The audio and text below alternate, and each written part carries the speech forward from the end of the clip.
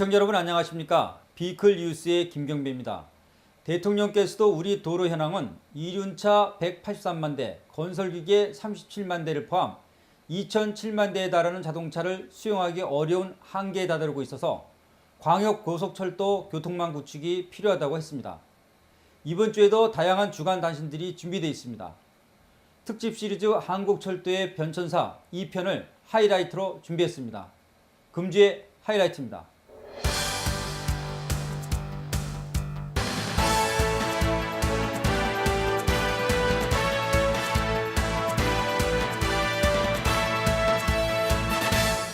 세계는 지금 고속철도 기술 경쟁에 초유의 관심사를 보이고 있을 뿐 아니라 항공 의존율이 높았던 미국마저도 철도에 투자하는 전환 시기를 맞이하고 있습니다.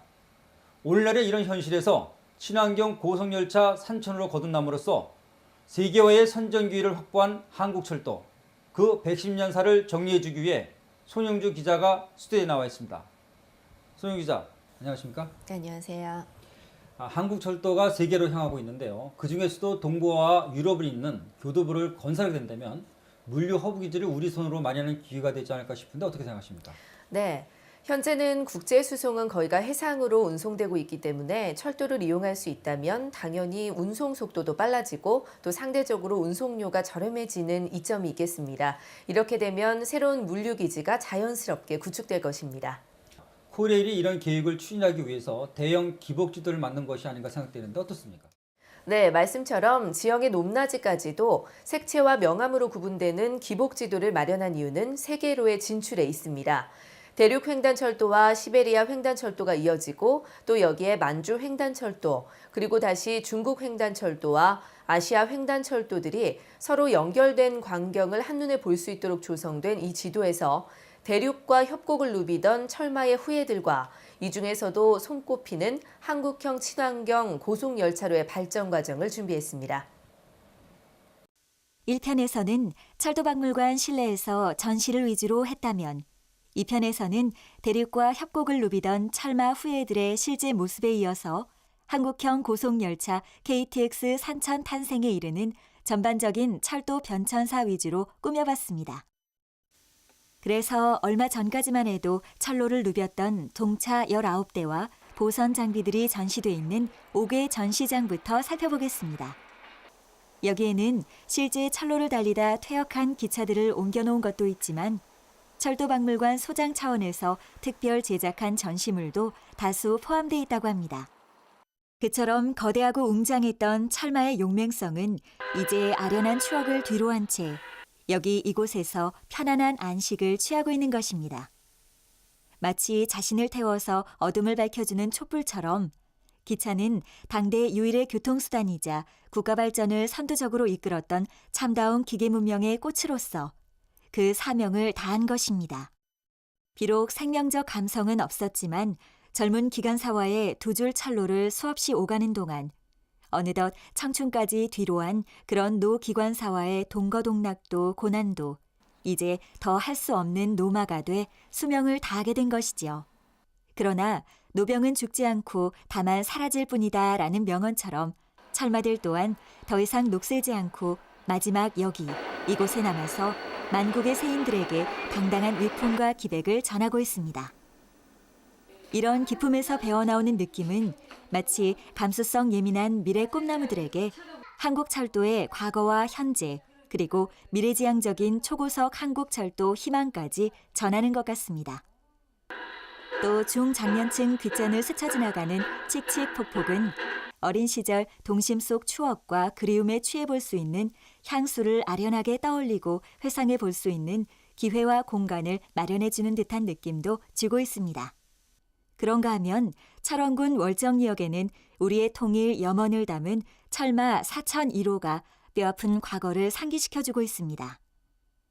4001호 증기기관차는 한국전쟁이 한창이던 1950년 12월 31일 개성을 출발 서울을 향해 달리던 중 공습으로 탈선하는 사고를 당하게 됩니다. 휴전 이후 무려 반세기를 인적 없는 곳에 쓸쓸히 방치돼 녹슬었지만 왠지 이 기차는 지금도 북녘을 향해 울분 가득한 기염을 토해내고 있는 것만 같습니다.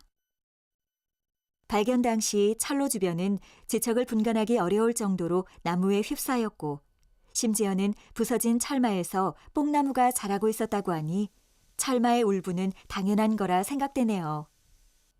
이런 실체는 철마는 달리고 싶다는 사진으로 공개됐고 이때부터 세인들 관심 속에서 2000년 남북 합의 복원을 시작으로 2004년 2월 6일 문화재청 근대문화유산 제78호 지정에 이어 2005년 포스코와 1문화재 1지킴이 협약까지 이끌어내면서 그 위상은 어느 정도 정립되는 분위기를 맞게 됩니다.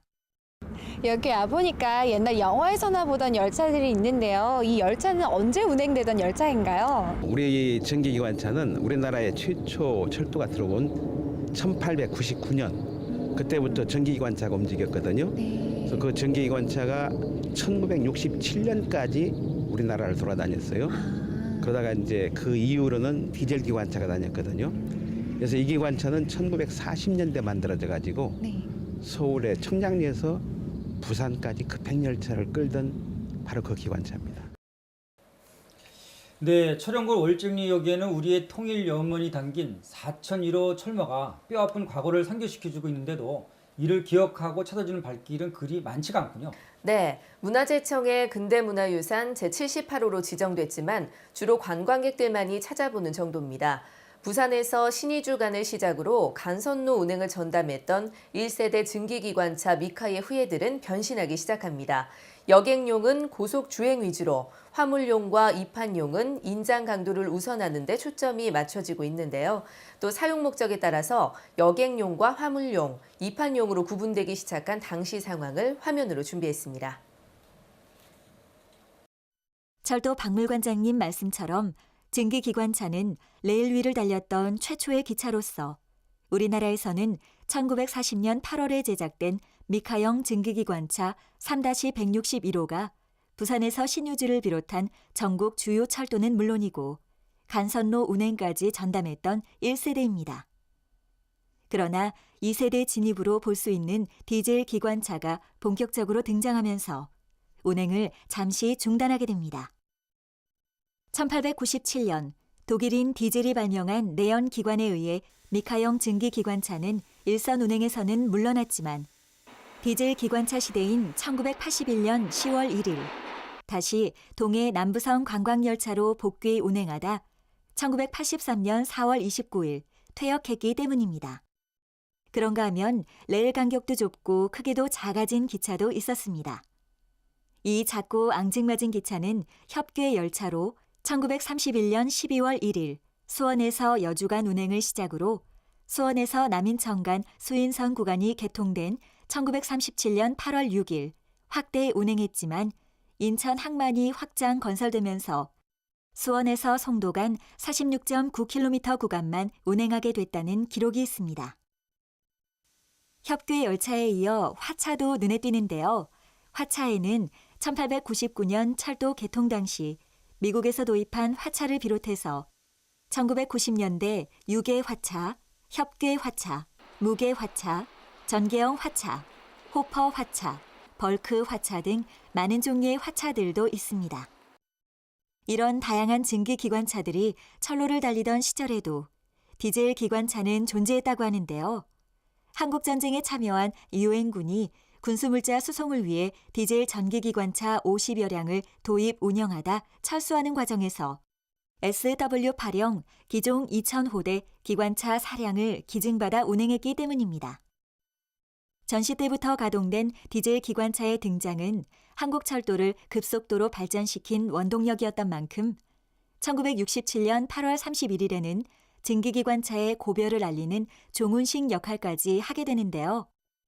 한국철도 역사가 시작된 1899년부터 68년 동안 줄곧 철로를 달려오던 증기기관차가 이렇게 운행을 멈춤에 따라 본격적인 디젤 기관차 시대가 열리게 된 것입니다. 6.25 때 등장을 해서 한국철도 발전을 이끌어왔던 원동력인 디젤 기관차가 1967년 8월 31일부로 철로를 떠나는 종운식이 있었는데 손영주 기자, 칙칙폭폭에서 조용히 미끄러지듯 달리던 디젤 엔진, 그 시절에는 굉장한 호응을 얻었죠? 네, 저도 취재를 통해서 알게 됐지만 서울 부산 간을 통일호보다 30분이나 빠르게 연결한 특급 동차 무궁화호였다고 하니까요. 이때부터 획기적인 전기가 시작된 것으로 생각됩니다. 네, 그러니까 철도청 발족과 확립된 법적 체계는 안정적인 발전 효과 외에도 수도권 교통망 대책을 우선적으로 해결한 도심권 철도 확장이라는 또 다른 계기를 부여한 셈으로 볼 수도 있겠네요. 네, 그래서 이번에는 1987년 6월 30일 이전까지의 디젤 기관차와 동차 활약상을 준비했습니다.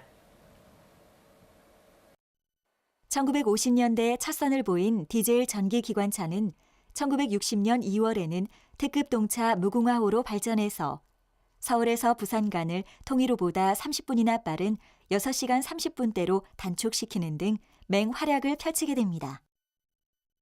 객실부와 동력부가 분리된 둥근 형태의 이 디젤 동차는 1964년 7월 30일 서울에서 인천 간을 운행하는 경인선에 투입돼 여객 수송에 주력해왔지만 1974년 8월 15일 새로운 타입의 수도권 디젤 동차의 등장으로 이 역시 외곽 노선으로 밀려났다가 1987년 6월 30일 결국 모든 운행을 종식한 채 퇴역 차량 자격으로 여기로 오게 됩니다. 이 기차는 1959년 서울 공작창에서 출고한 국산 객차 비둘기호인데요. 시범 제작차와 동일한 형태로 만들어진 국산 객차답게 70년대 후반까지 한국 철도를 주름잡게 됩니다. 더욱이 1962년 서울 공작창에서 인천 공작창으로 객차 신조 업무가 이관되면서 갖춘 대량 생산 체제에서 제작된 제1호 차량의 경우는 최고 운행 속도가 시속 110km나 됐다고 하는데요. 따라서 의자가 고정식인 이 기차도 보통 급행열차로 운행하다가 5.16 이듬해인 1962년 철도법 시행과 함께 완행열차로 명칭과 용도가 바뀌게 됩니다.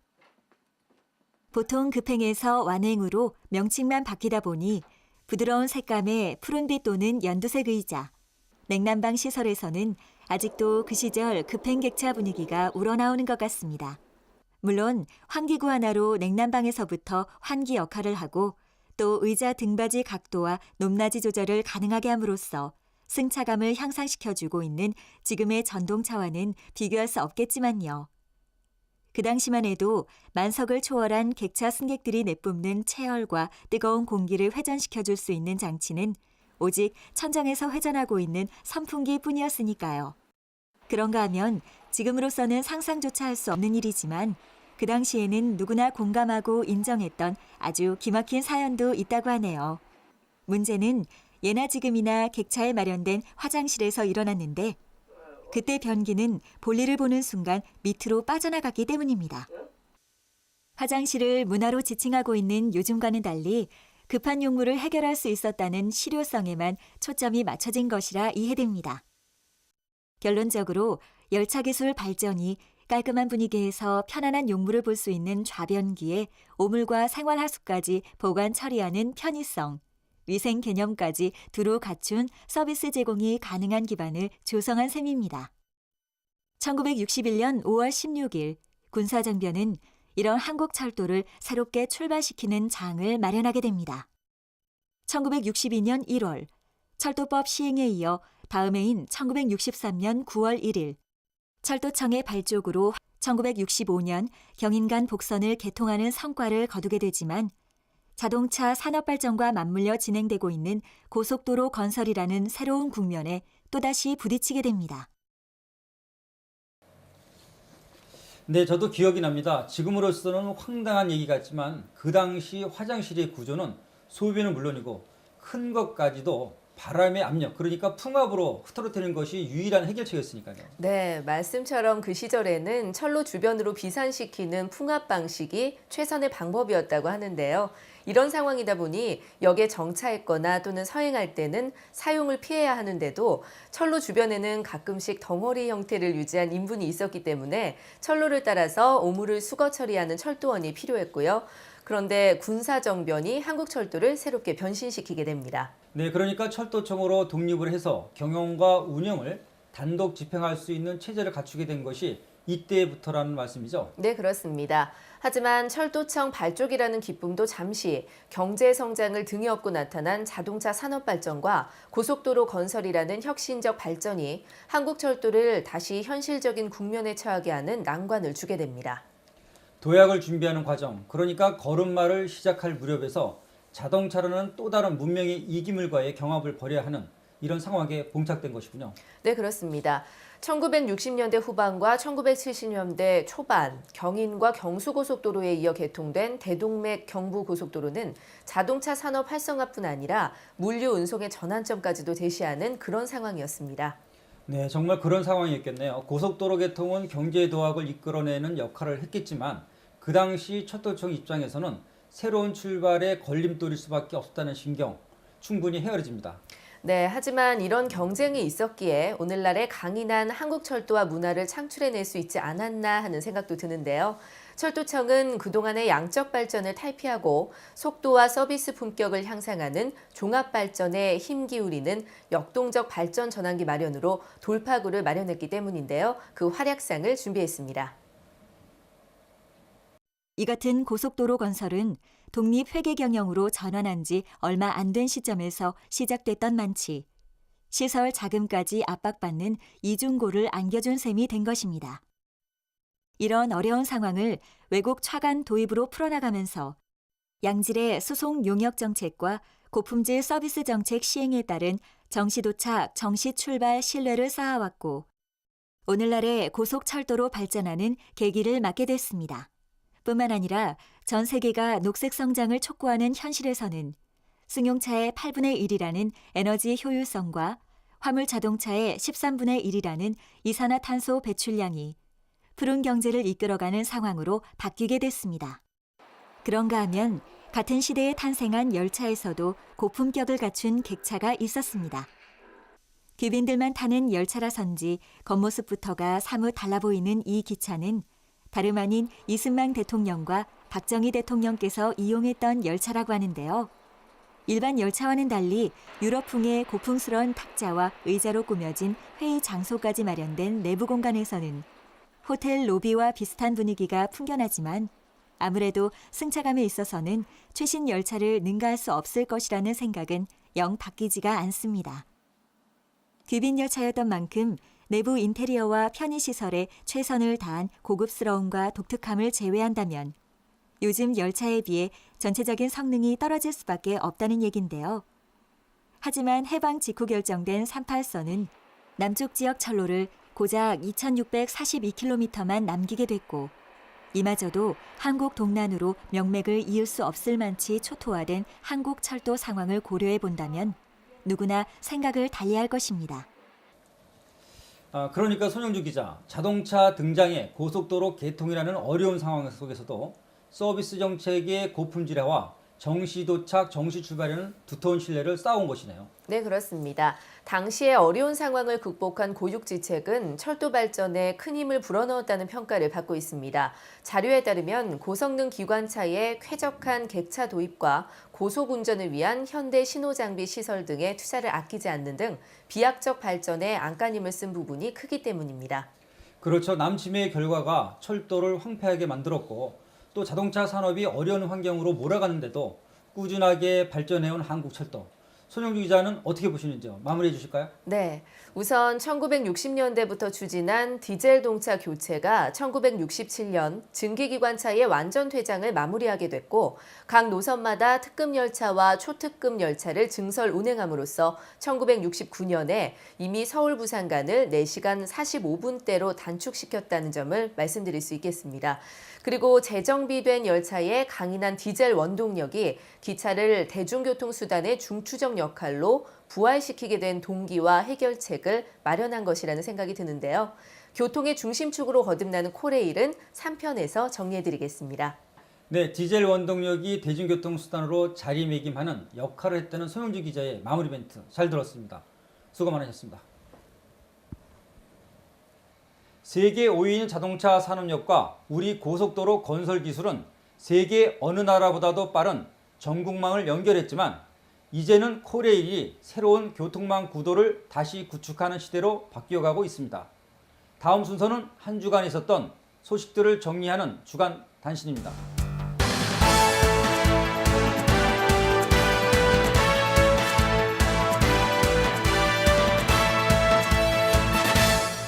금주의 단신입니다.